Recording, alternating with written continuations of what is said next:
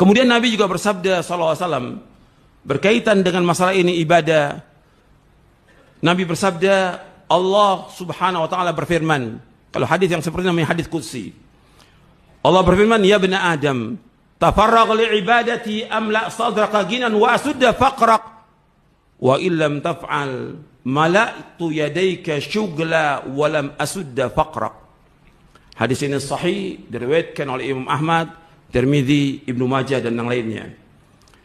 Allah berfirman, Nabi bersabda SAW, "Wahai anak Adam, luangkan waktumu sepenuhnya untuk ibadah kepadaku.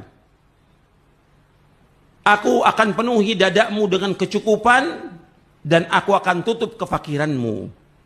Kalau engkau tidak lakukan, sibuk dengan dunia, sibuk dengan cari maisha, ditinggalkan ibadah kepada Allah, mala'tu yadayka syughla, aku akan penuhi kedua tanganmu dengan kesibukan."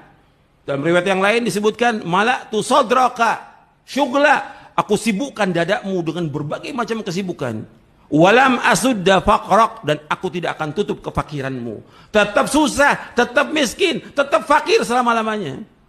Tapi ketika orang itu ibadah, meskipun dia miskin, meskipun dia fakir, tapi rezeki yang diberikan Allah barokah. Banyak orang-orang kaya yang jutawan atau miliarder segala macam, tapi nggak ada keberkahan hartanya dia. Tapi ketika kita ibadah kepada Allah, rezeki itu diberikan keberkahan. Berkah untuk kita, berkah untuk istri kita, berkah buat orang tua kita, berkah buat anak cucu kita. Dan sudah terbukti. Antum lihat bagaimana kehidupan para sahabat radhiyallahu anhum ajma'in. Mereka hidup apa adanya. Dan Nabi SAW, yang Nabi khawatir kepada umatnya bukan kefakiran. Yang Nabi khawatirkan umatnya diberikan kekayaan. Berlomba-lomba dengan dunia. Itu yang Nabi khawatir. Seperti yang disebutkan dalam hadis yang sahih, yang diriwayatkan oleh Imam Bukhari dan Muslim. Nabi bersabda SAW, "Mal faqra akhsha alaikum, walakin akhsha an tufsata dunya alaikum kama busitat ala man kana qablakum, fatanafasuha kama tanafasuha, fatuhlikakum kama ahlakathum."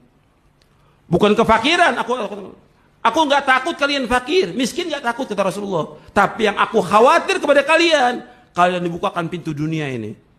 Usaha berhasil, jabatan sukses segala macam. Kalian kejar-kejaran masalah dunia. Kemudian dunia itu membinasakan kalian sebagaimana membinasakan orang-orang sebelum kalian. Hadis ini sahih diriwayatkan Imam Bukhari dan Muslim. Nabi nggak takut umatnya fakir. Bukan nggak boleh orang Islam kaya, boleh. Tapi kekayaan harus digunakan untuk ibadah kepada Allah. Maka yang selanjutnya, poin yang selanjutnya, bahwa Allah memberikan rezeki kepada kita untuk menegakkan ibadah kepada Allah. Itu prinsip dalam hidup kita. Allah berikan rezeki kepada kita untuk menegakkan ibadah. Kita diberikan rezeki yang banyak, kita gunakan buat ibadah haji. Kita diberikan rezeki yang banyak untuk ibadah umrah.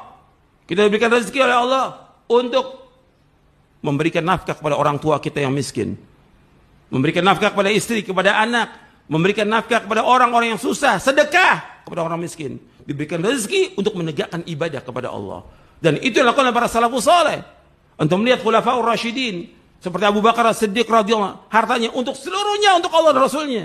Sampai Nabi mengatakan, "Mana fati malun qat illa mala Abu Bakar." Enggak ada satupun harta yang bermanfaat bagiku kata Rasulullah kecuali hartanya Abu Bakar. Karena Abu Bakar hartanya semuanya untuk Allah dan Rasulnya. Tapi tetap diberikan rezeki oleh Allah Ta'ala sampai akhir hayatnya. Enggak ada yang kurang satupun juga.